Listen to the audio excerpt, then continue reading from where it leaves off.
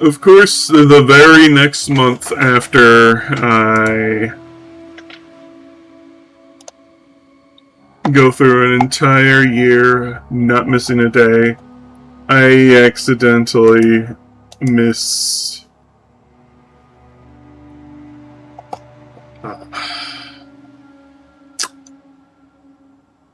Beboop. I missed July. I just remembered. To be honest, it doesn't even register in my brain as even August. But, welcome back, I suppose. Don't mind the Path of Exile 2 music in the background. This month is also not very,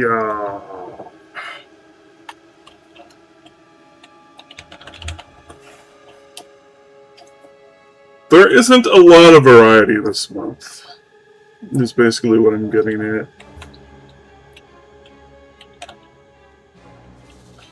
So, first up, if it's not obvious, Path of Exile 2. Just been doing more things, different builds. It is what it is. I've beaten Tingmazu, I've beaten Bodak, beaten Kulamek, and currently am cleaning up the last challenge of the league, which is to fill out the Atlas map. Well, Atlas nodes.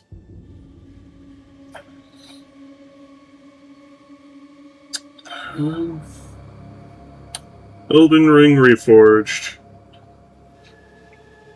I kind of put it down because pretty sure I discussed last time, but it had cool ideas, but it was like all front loaded. The back end of the game, there's like not really much of anything different. There's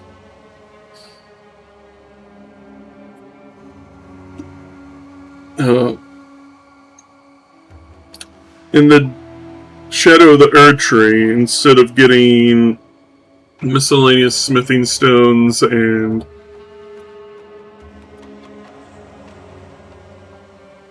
smithing stones, like somber stones, you get little fragments that you can craft into the stones you want, which is cute, but also kind of worthless, because you can just buy stones.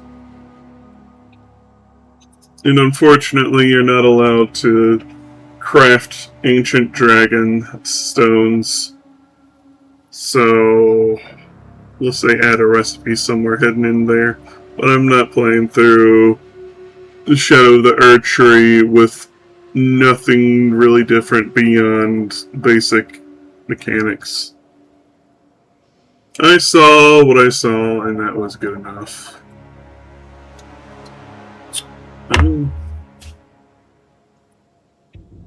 Lego Star Wars, the complete saga. My uncle got it for me when it was on sale for $5. At least I think it was $5. Good game. One of the most classic of the Lego something games. I think the whole thing kicked off with the original Lego Star Wars. Can't remember if it was Original Saga or prequels, but that's like forever ago, back on the PS2. It is interesting seeing a bit of rusticness in Lego Star Wars, where they've come a long way since then, but also there's some niceness in its simplicity, and they do more with less, is as best I can describe it. Like, there's challenge missions where you replay through a level, but you gotta find 10 mini kit containers to win. And it's like a time trial sort of deal. There's like one brain work.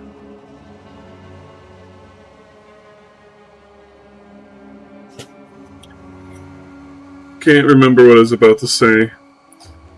They also have some neat things, like some of the bonus levels are the old version of a level because they've, of course, redone things for that. Because I think Complete Saga came out during the 360 era.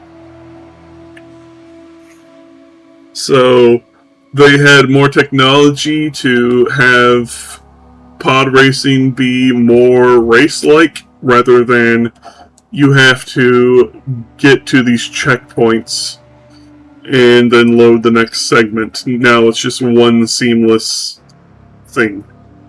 Well, virtually seamless.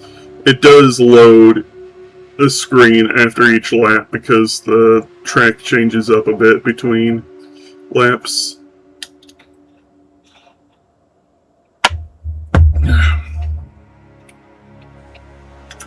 Yeah. Good game. Do recommend. Now here's a big one of the month that I spent the majority playing. Pal World 1.0 has finally hit. We can finally go to the World Tree. We can beat the game. There's all sorts of new stuff. They've made breeding more valuable beyond just getting more of a pal that you want. Now there's new mechanics like mutations. They also added in disposable implants. So beyond the white and gold ones that you can unlock by doing like bounties and the battle arena, instead of just those, you can also get prismatic ones, which have some pretty amazing effects, but you can only do it once per chip. So instead of going into key items, those do go into your inventory, but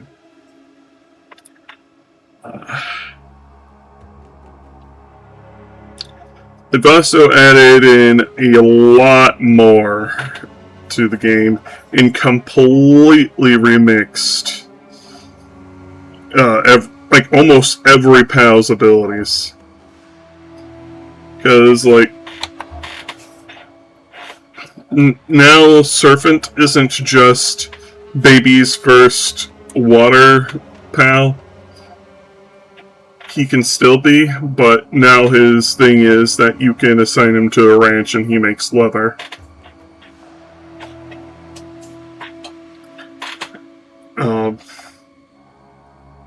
They've really knocked it out of the park, in my opinion.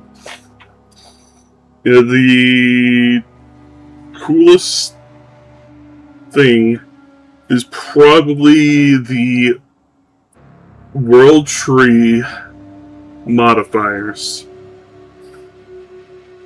You can get them rarely on guys you catch in the World Tree. If you roam around the World Tree, you can find ominous eggs, which are like, you can't tell what's in the egg just by looking at it. It's like got this vorpal texture to it, but it's guaranteed to have a World Tree trait, whatever hatches out of it. But you can also get disposable implants that give World Tree traits, and you can get some rather insane things like the newest of the movement ones, Dimensional Leap,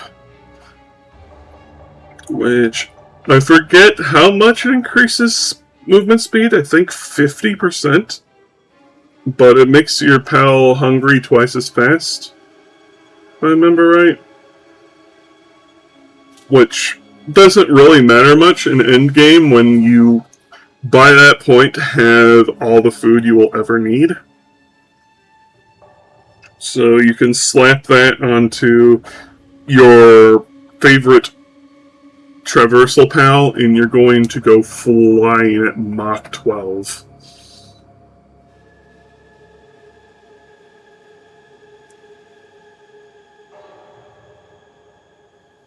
Generally, I feel like Pal World 1.0 knocked it out of the park.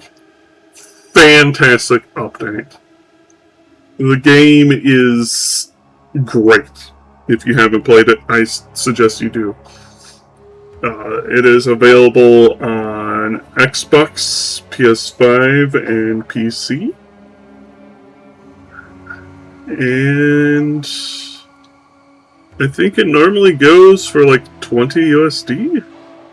Or was it 30 USD? I can look it up real quick. Pal World Store page. $30.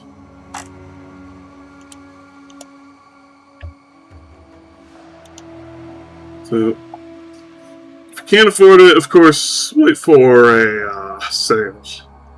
But it's going to be worth your time. If you like exploration, catching critters, managing little things, it's, well, what can really be said? I feel like it is, I want to say 9.5 out of 10, but I feel it's probably closer to a 9? Something like that. 9 to a 9.5. It's not going to be the world's most life-changing experience, but it is a game that you can get lost in for countless hours, and is pretty chill for the most part. You can also really customize your game's difficulty. So if there's like aspects of things you don't like, you can like turn off raids, you can crank up capture rates, do whatever. It's really a sandbox experience that part is kind of understated, I feel. It's really good. Now, speaking of the opposite of really good, Path of Exile 1. I know Shabam's going to hate me for it. I'm going to say it again.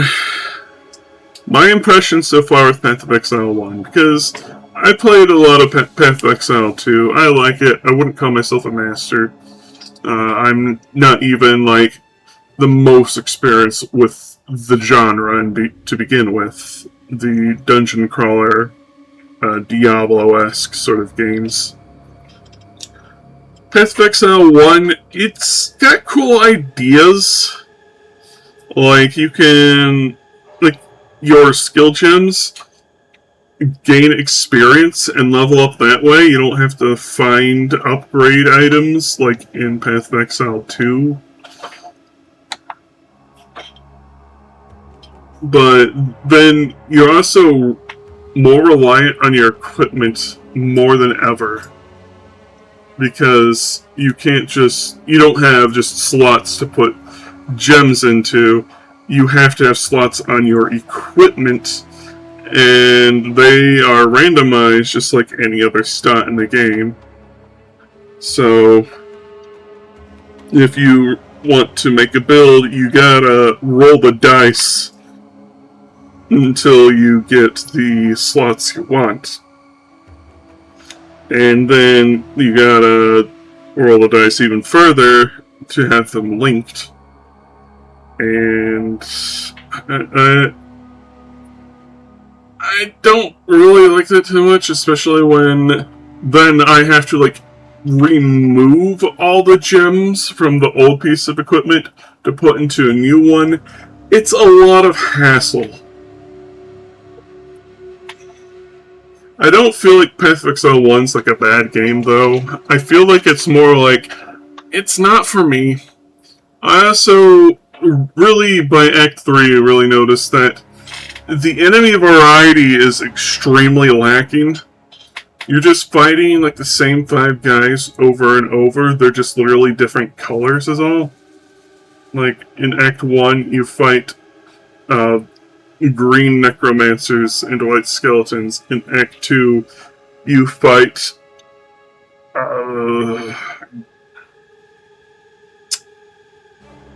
what color was it? I think it was blue. And in Act 3, they're red. Yeah. No, in Act 2 they were black, that's right. No, I'm told that the game starts becoming more interesting much further in, and I don't doubt that. But by how sluggish everything feels, I'm not exactly keen to keep going. I probably will, especially once I'm done doing all the league challenges in Path of Exile 2. But I don't know.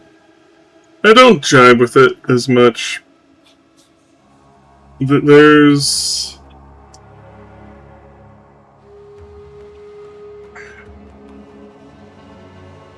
Again, I just feel like it's not for me. Is mostly what I'm getting at.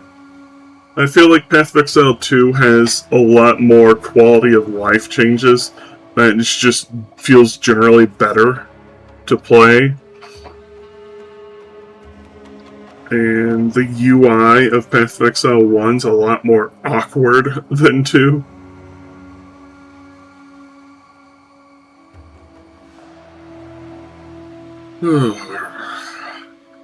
Yeah.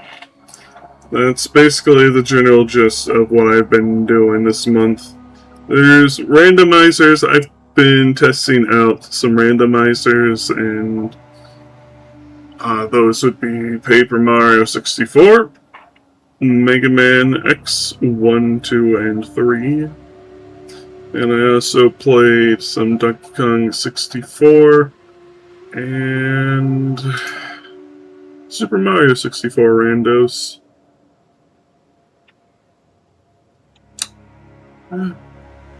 Short one. We didn't even hit 20 minutes.